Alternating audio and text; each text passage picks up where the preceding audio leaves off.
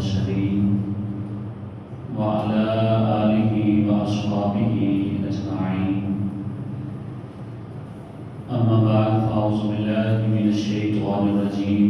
بسم الله الرحمن الرحيم. إن أول بيت وضع للناس الذي ببكة مباركا وهدى للعالمين. صدق الله العظيم. لا أقسم بهذا البلد وأنت حل بهذا البلد. قال الله تبارك وتعالى في شأن حبيبه مخبرا وآمرا: إن الله وملائكته يصلون على النبي يا أيها الذين آمنوا صلوا عليه وسلموا تسليما. سارے احباب محبت کے ساتھ حضور کی بارگاہ میں درود و سلام کا نذرانہ پڑھیں. الصلاۃ والسلام علیک یا سیدی یا رسول اللہ وعلی آلک وصحبہ یا سیدی یا حبیب اللہ. الصلاۃ والسلام علیک یا سیدی یا رسول اللہ وعلی آلک وصحبہ یا سیدی یا حبیب اللہ. اللہ رب العزت کی حمد و ثنا کے بعد نبی کریم صلی اللہ تعالیٰ علیہ وسلم کی بارگاہ میں درود و سلام کا ہدیہ عقیدت پیش کرنے کے بعد معزز سامعین کرام، السلام علیکم ورحمۃ اللہ وبرکاتہ. آج کا خطبہ جمعہ المبارک خانہ کعبہ شہر مکہ کی فضیلت کے حوالے سے اور خانہ کعبہ کیسے دنیا میں بنا، حجر اسود، ان چیزوں کے بارے میں چند گزارشات آپ احباب کی گوش گزار کروں گا. دعا ہے اللہ تعالیٰ حق سچ بیان کرنے کی توفیق نصیب فرمائے. اللہ ہم سب کو عمل کی توفیق نصیب فرمائے. لا اقسم بهذا البلد. اللہ نے فرمایا مجھے اس شہر کی قسم، اے محبوب تم اس شہر میں تشریف فرماؤ. اللہ رب العزت نے شہر مکہ کی قسم یاد فرمائی. اللہ نے شہر مکہ کی قسم اٹھائی. اللہ تعالیٰ کا کسی شہر کی قسم یاد فرمانا یہ اس شہر کی عظمت اور بزرگی کو ظاہر فرمانا ہوتا ہے. اگر آپ تعالیٰ قسم نہ بھی اٹھائے، صرف ذکر فرما دے تو یہ بھی بڑی فضیلت ہے. مگر جب رب تعالیٰ نے قسم اٹھائی تو یہ مزید فضیلت والا شہر، فضیلت والی جگہ جو ہے وہ بن گئی. اب ایک سوال پیدا ہوتا ہے کہ اللہ تعالیٰ نے جو شہر مکہ کی قسم فرمائی ہے اس کی وجہ اور بنیاد کیا ہے؟ اللہ نے مکہ کی قسم کیوں اٹھائی ہے؟ وجہ کیا ہے؟ اب خانہ کعبہ وہاں ہے اس لیے اٹھائی ہے رب تعالیٰ نے، یا اس جگہ مکہ میں تقریباً 300 نبی جن کی قبریں وہاں موجود ہیں، حجر اسود وہاں موجود ہے، مقام ابراہیم وہاں موجود ہے، آب زمزم وہاں موجود ہے، اللہ کا گھر وہاں موجود ہے. اب رب تعالیٰ نے قسم اٹھائی ہے شہر مکہ کی، تو اب اللہ نے یہ قسم کس خاص وجہ سے اٹھائی ہے؟ پیچھے چیزیں میں نے عرض کی ہیں کہ وہاں خانہ کعبہ بھی ہے، مقام ابراہیم بھی ہے، لوگوں کا وہاں حج ہوتا ہے. اور خانہ کعبہ جس کو پہلے نگاہ دیکھنے سے انسان کے سارے گناہ معاف ہو جاتے ہیں، اللہ تعالیٰ نے یہ قسم جو ہے وہ کیوں اٹھائی ہے؟ یہ رب تعالیٰ نے اس لیے قسم نہیں اٹھائی اس شہر مکہ کی کہ وہاں مکہ ہے، وہاں خانہ کعبہ ہے، وہاں حجر اسود ہے، وہاں 300 انبیاء کی قبریں ہیں، بلکہ رب تعالیٰ نے قسم اس لیے نہیں اٹھائی کہ یہاں پر صفا مروا یہ پہاڑیاں ہیں، بلکہ رب تعالیٰ نے قسم اس لیے اٹھائی ہے کہ میرا محبوب محمد شہر مکہ میں رہتا ہے۔ رب تعالیٰ نے قسم اپنے محبوب صلی اللہ تعالیٰ علیہ وآلہ وسلم کی وجہ سے رب تعالیٰ نے اس قسم کو اٹھایا ہے۔ وَأَنْتَ حِلٌّ بِهَٰذَا الْبَلَدِ، فرمایا شہر مکہ کی قسم جس میں محبوب آپ تشریف فرما ہے۔ تو گرامی حضرات، یہ مکہ کو بھی اگر شان حاصل ہے اور مقام ہے، حمزہ بھائی یہ دروازہ بند کر دے، بچوں کو آنا جانا یہ، تو شہر مکہ کی قسم رب تعالیٰ نے اس لیے جو ہے وہ اٹھائی ہے۔ اب خانہ کعبہ دنیا میں کیسے آیا اور کیسے بنا، یہ تھوڑی سی تاریخ ہے، توجہ سے سماعت فرما دیجیے گا۔ خانہ کعبہ یہاں پہ کیسے آیا اور کیسے بنا؟ جب ابھی دنیا کا نام و نشان بھی نہیں تھا، یہاں ابھی کچھ بھی نہیں تھا، اور یہ سارا یہاں سے لے کر نیچے جو 7 زمینیں ہیں، یہاں سے لے کر رب کے عرش تک، یہ سارا کا سارا جو ہے وہ پانی تھا۔ قرآن کے الفاظ میں مکان عرشہ علی الماء، اللہ کا جو عرش ہے یہ پانی پر تھا، کچھ بھی نہیں تھا یہاں پہ۔ اللہ کے عرش جہاں تک ہے اس کے نیچے سارا پانی ہی پانی تھا۔ لیکن یہ دنیا بنانے سے پہلے رب تعالیٰ کے جو فرشتے ہیں وہ ہر جگہ پہ موجود تھے، جیسے آسمانوں میں پہلے آسمان، دوسرا، تیسرا، اور پھر زمین کے طبقات ہیں، 7 زمینیں ہیں۔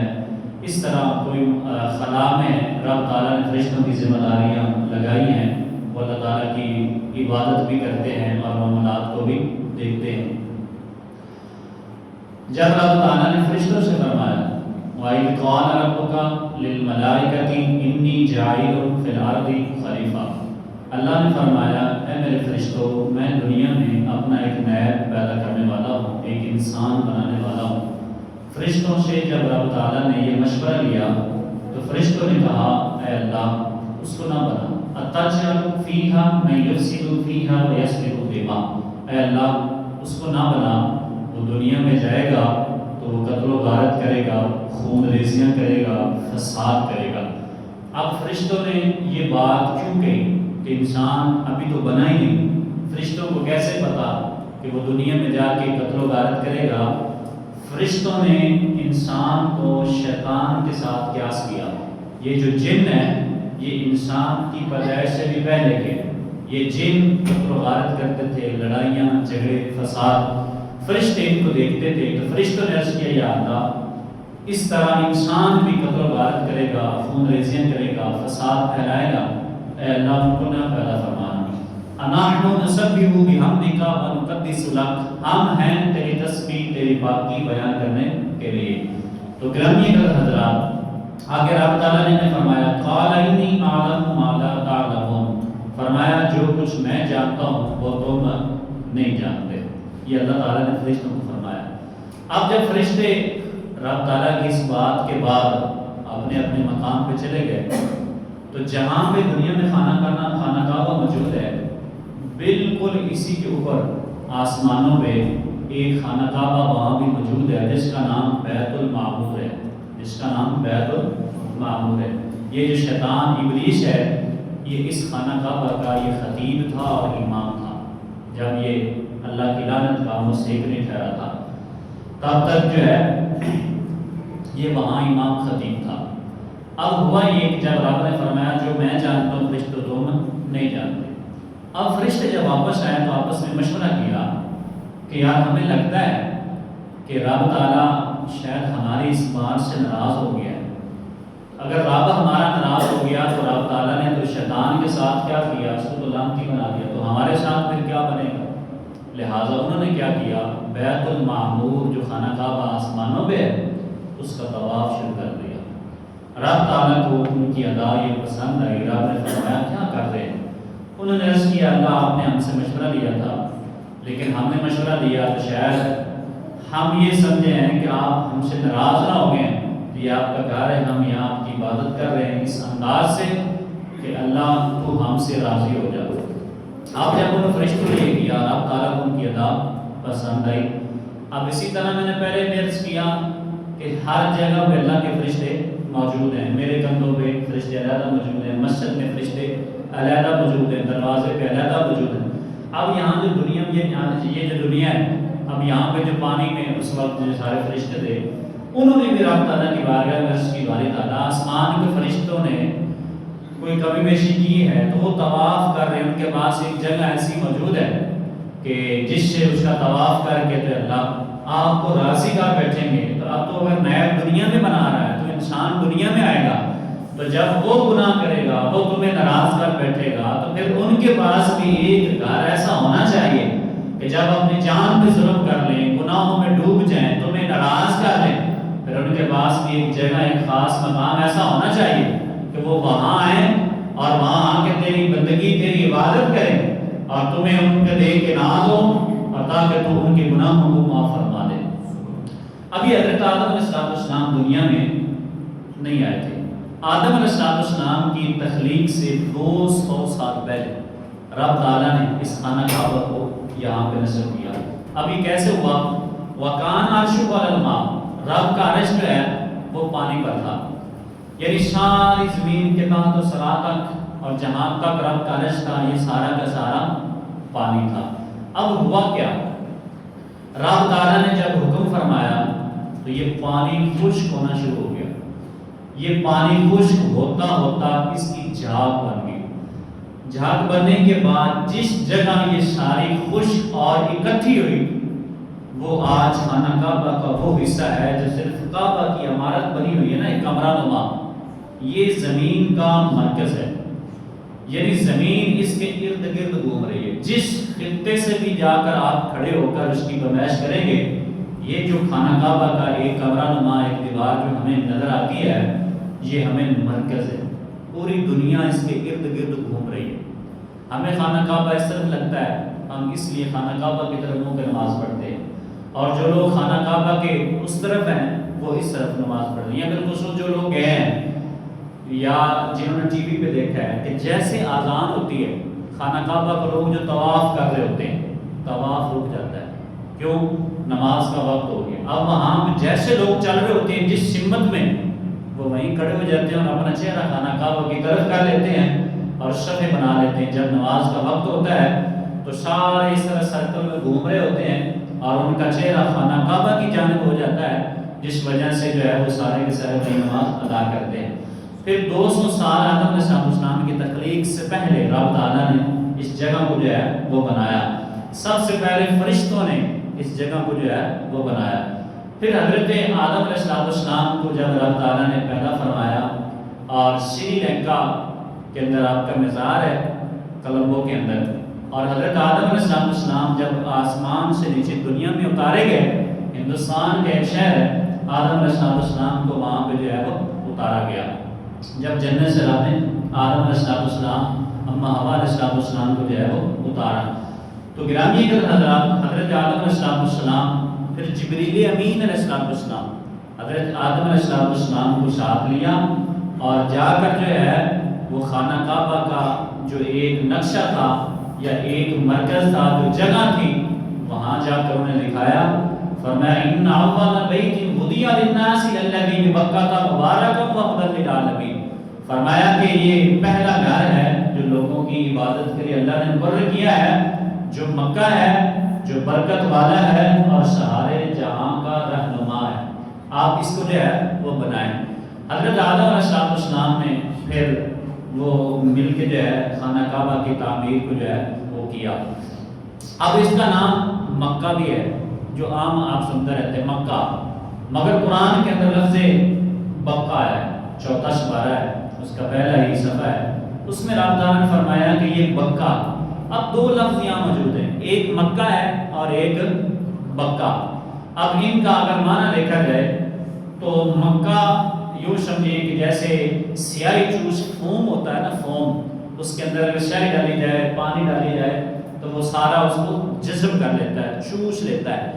اس طرح جب انسان اچھی نیت لے کر خانہ کعبہ کا طواف کرنے کی نیت سے، خانہ کعبہ کی زیارت کے لیے وہ خانہ کعبہ میں اچھی نیت لے کر جاتا ہے تو ہوتا کیا ہے، پھر یہ خانہ کعبہ اس کے لیے مکہ بن جاتا ہے۔ تو مکہ کا معنی میں نے بتایا وہ چوس لینا۔ جب اچھی نیت کے ساتھ انسان جاتا ہے تو جب پہلی نگاہ اس پہ پڑتی ہے خانہ کعبہ پر، اس کا اثر یہ ہوتا ہے کہ وہ انسان کے سارے گناہ چوس لیتا ہے اور انسان سارے گناہوں سے ایسے پاک اور صاف ہو جاتا ہے جیسے آج ماں کے پیٹ سے جنم لے کر پیدا ہوا ہے۔ اب دوسرا اس کا معنی ہے بکا۔ بکا کا معنی کیا ہے؟ کچل دینا۔ اب جو بندہ خانہ کعبہ میں غلط عقیدہ، غلط نظریات، جس طرح 30واں پارہ سورہ فیل ہے، الم تر کیف فعل ربک باصحاب الفیل الم یجعل کیدہم فی تضلیل وارسل علیہم طیرا ابابیل ترمیہم بحجارۃ من سجیل فجعلہم کعصف مأکول۔ یہ ایک پوری سورت ہے، پورا ایک باب، ایک چیپٹر ہے۔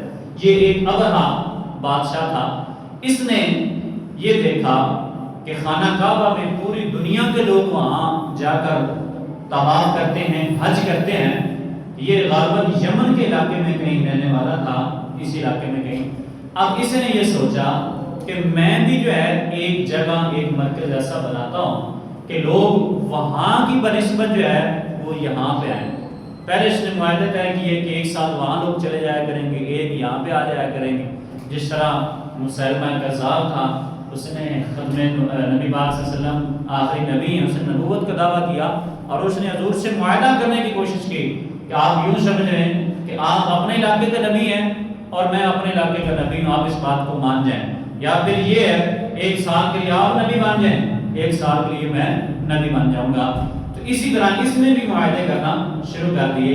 ابرہا بادشاہ جب آیا پورے لشکر کے ساتھ کہ میں خانہ کعبہ کو گرا دوں گا اور وہاں پہ جو ہے اس کا نام و نشان مٹا دوں گا اور اپنے علاقے میں جو ہے وہ ایک خانہ کعبہ بنا دوں گا تاکہ قیامت تک لوگ یہاں آتے رہیں گے۔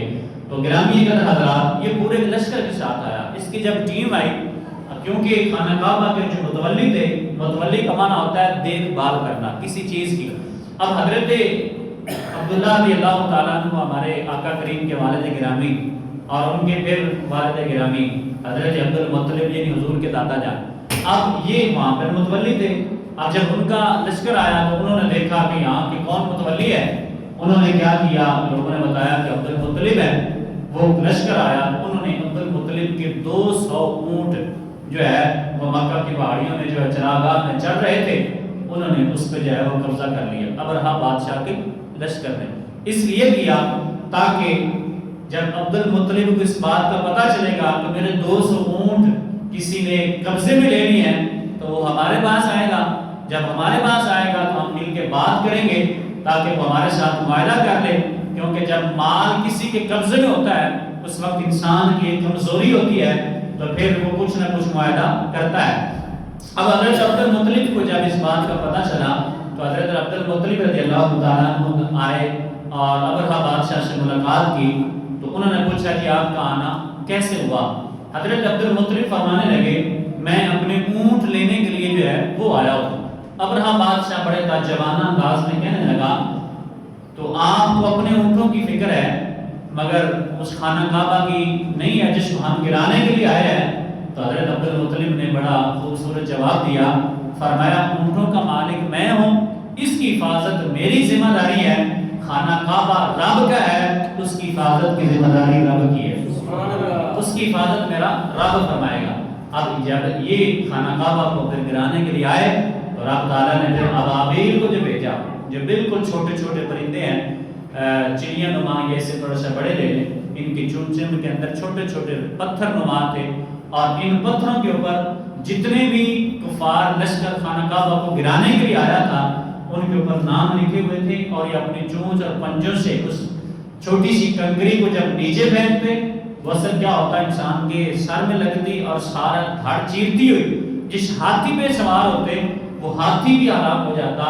تو یہ لفظ ہے بکا۔ بکا کا معنی ہے کچل دینا۔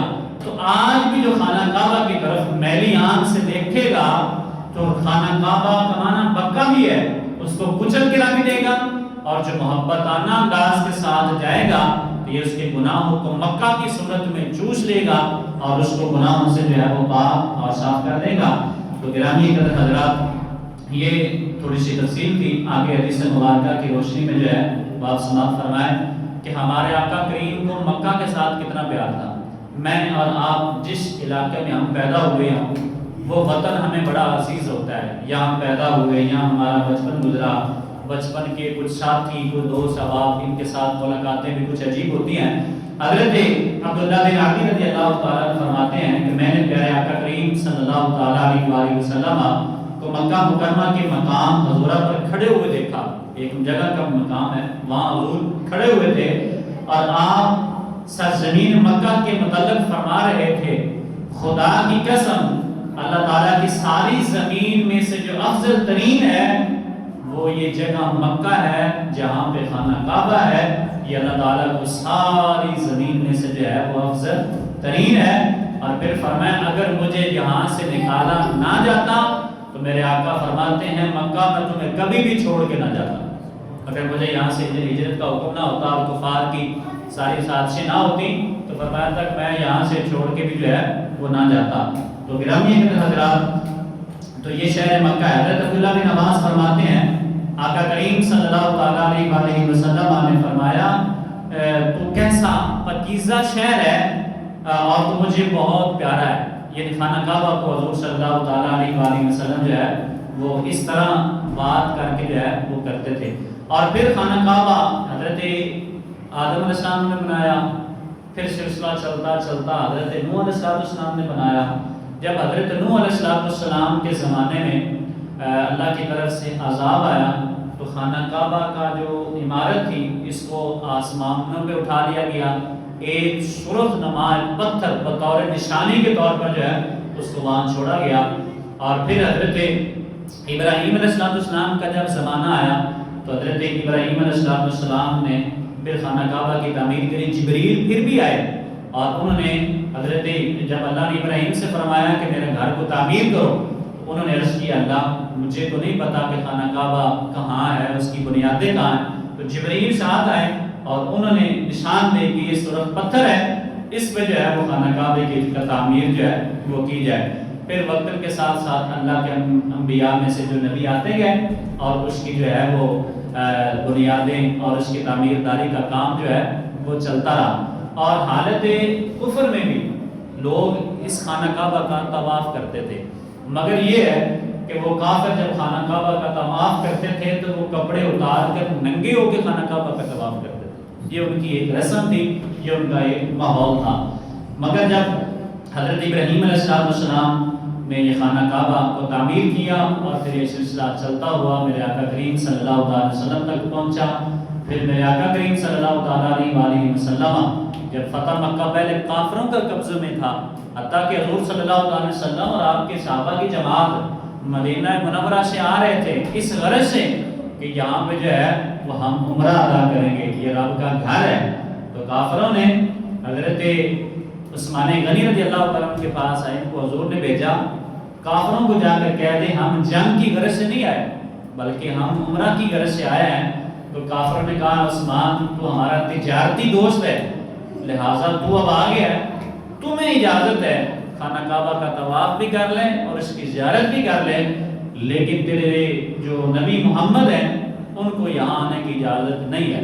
اب حضرت عثمان غنی نے فرمایا کہ جس جگہ پہ میرے نبی کو آنے کی اجازت نہیں ہے وہاں پہ عثمان بھی اپنے نبی کے بغیر نہیں جا سکتا۔ وہاں حضرت عثمان غنی نے طواف نہیں کیا، کچھ بھی نہیں کیا، آپ وہاں سے واپس آئے حضور کی بارگاہ میں۔ یعنی کافروں نے نبی کریم صلی اللہ تعالی وسلم کو پھر جو ہے خانہ کعبہ کا طواف نہیں کرنے دیا، عمرہ نہیں کرنے دیا۔ حضور صلی اللہ تعالی وسلم کے صحابہ کو حضور نے فرمایا چلے واپس چلتے ہیں۔ اب صحابہ اکرام نے عرض کیا یا رسول اللہ ہم ان کے ساتھ جہاد کرتے ہیں، جنگ کرتے ہیں، لیکن میرے آقا کریم صلی اللہ علیہ وسلم نے فرمایا نہیں، پھر ایک وقت آئے گا یہ سب کچھ ہمارے ہاتھوں میں ہوگا۔ اب پھر ایک وقت ایسا آیا کہ میرے آقا کریم صلی اللہ تعالی علیہ وسلم فتح مکہ کے دن جب سارے یہ کفار حضور کے سامنے کھڑے تھے اور خانہ کعبہ پر جو قبضہ ہے وہ مصطفیٰ کریم صلی اللہ تعالی علیہ وسلم کا تھا، یہ سارے بڑے بڑے کفار وہاں موجود تھے جنہوں نے حضور کو پتھر مارے، جنہوں نے حضور کا گلا دبایا، جنہوں نے حضور صلی اللہ علیہ وسلم سجدے کی حالت میں اونٹ کی آنتڑیں اور گوبر اٹھا کے حضور کے سر انور پر رکھا۔ آج سارے لوگ وہاں پر موجود تھے کہ آج محمد مصطفیٰ ہمارے ساتھ کیا کریں گے۔ تو تو میرے آقا کریم نے ان سب کو اکٹھا کر کے فرمایا بتاؤ آج میں تمہارے ساتھ کیا کروں؟ تو وہ آگے کہتے ہیں کہ آپ جیسے ہیں آپ ہمیں معاف کر دیں۔ تو میرے آقا کریم نے فرمایا جاؤ میں نے تم سب کو معاف کر دیا ہے۔ اور جس کے پاس خانہ کعبہ کی چابی پہلے تھی نا، جب فتح مکہ نہیں ہوا تھا، حضور نے اسے چابی مانگی تھی تو اس نے چابی جو ہے وہ نہیں دی، تو نبی کریم صلی اللہ علیہ وسلم جب فتح مکہ ہوا اب وہ حیران تھا کہ آج تو چابی مصطفیٰ مجھ سے ضرور لے لیں، پہلے تو میرا قبضہ تھا میں نے چابی نہیں دی، لیکن آج مصطفیٰ جو ہے وہ چابی مجھ سے ضرور لے لیں گے۔ اس وقت نبی کریم صلی اللہ علیہ وسلم کے سامنے آیا اور حضور نے فرمایا اب تیرا کیا خیال ہے؟ کہتا ہے جی یہ چابی تو پھر میرے پاس ہی رہنی چاہیے۔ میرے آقا نے فرمایا لے یہ چابی لے لے اور میں مصطفیٰ تمہیں دعا دیتا ہوں تا قیامت تک یہ چابی تیری نسل میں جاری و ساری رہے گی۔ آج بھی نسل وہی چلتی آ رہی جس کے اندر خانہ کعبہ کی چابی جو ہے وہ وہاں موجود ہے۔ تو گرامی قدر حضرات، خانہ کعبہ ایسی ایک جگہ ہے جہاں انسان کی پہلی نظر پڑتی ہے تو جو انسان جو دعا مانگتا ہے اللہ اس شخص کی اس دعا کو قبول فرما لیتا ہے، اور انسان وہاں پہ حج کرتا ہے، عمرہ کرتا ہے اور اپنے رب کو جو ہے وہ راضی کر لیتا ہے۔ اور پھر یہ مکہ یہ جلال ہے یہاں پہ، اور مدینہ منورہ جو ہے وہاں پہ جمال ہے۔ جمال محبت ہوتی ہے اور جلال یہ جو ہوتی ہے یہ ایک آپ کے اوپر پابندی کا نام ہوتا ہے۔ مکہ میں آپ چلے جائیں، یہ جو خانہ کعبہ کا ایک حصہ ہے وہاں پہ آپ ان کپڑوں کے ساتھ نہیں جا سکتے، وہاں آپ کو اسپیشل آپ پہ احرام باندھنا پڑے گا، اور وہ بھی ایک خاص ایک جگہ ہے جہاں پہ آپ کو جانا پڑے گا اور آپ کو احرام باندھنا پڑے گا۔ اب ہمارے ساتھی جب عمرہ کے لیے یہاں سے جاتے ہیں آپ نے غور کیا ہوگا کہ جیسے ایئرپورٹ کے اندر انٹر ہوتے ہیں انہیں ایک کمرہ دیا جاتا ہے کہ آپ یہاں پر اپنے احرام باندھ لیں۔ اب کیا ہے کہ جب حاجی یا عمرہ کرنے والے خانہ کعبہ کی طرف جا رہے ہوتے ہیں تو ہماری میقات ایک جگہ کا نام ہے، حضور صلی اللہ علیہ وسلم نے نشانیاں لگائی، ادھر سے آنے والے اس جگہ پہ اپنا احرام باندھیں گے، ادھر سے آنے والے فلاں جگہ پہ اپنا احرام باندھ کر پھر اندر آؤں گے، پھر اسی طرح پھر بیک سے، یعنی چاروں طرف حضور صلی اللہ علیہ وسلم نے آپ نے نشانیاں لگائی ہیں کہ یہاں لوگ احرام باندھیں گے تو پھر آگے آ سکتے ہیں۔ اب یہاں ہماری جو میقات ہے وہ جدہ سے پیچھے شروع ہوتی ہے، اب جدہ ایئرپورٹ آگے ہے، اگر کوئی بندہ احرام جدہ میں جا کر باندھتا ہے تو وہ اس کا احرام نہیں ہوگا، اور جو حضور نے جگہ بتائی ہے وہ جدہ ایئرپورٹ کے پیچھے رہ جاتی ہے۔ اس وجہ سے ہمارے ہاں جو عمرہ کرنے والے اور حاجی حج کے لیے جاتے ہیں وہ احرام یہاں سے ایئرپورٹ سے باندھ لیتے ہیں، جیسے جدہ کے ایئرپورٹ پہ انہیں اتارا جاتا ہے تو پھر فوراً ان کا سامان ان کے کمروں تک پہنچ جاتا ہے، ان کو فوراً یہ حکم ہوتا ہے کہ آپ جائیں خانہ کعبہ کا پہلے آپ طواف کریں، یہ جو اوپر آپ نے احرام باندھا ہے یہ پابندیاں ہیں تو آپ خانہ کعبہ کا طواف کریں، پھر اس کے اندر حجر اسود ہے۔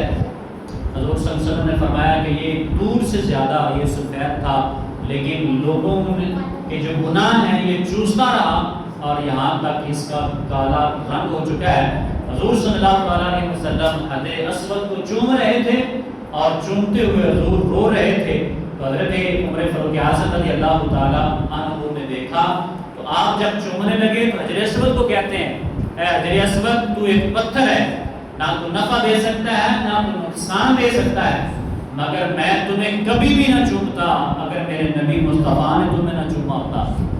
اب حضرت علی بھی ساتھ کھڑے تھے، انہوں نے کہا عمر ایسی بات نہیں ہے، حجر اسود نفع بھی دیتا ہے حجر اسود نقصان بھی دیتا ہے۔ کہا وہ کیسے؟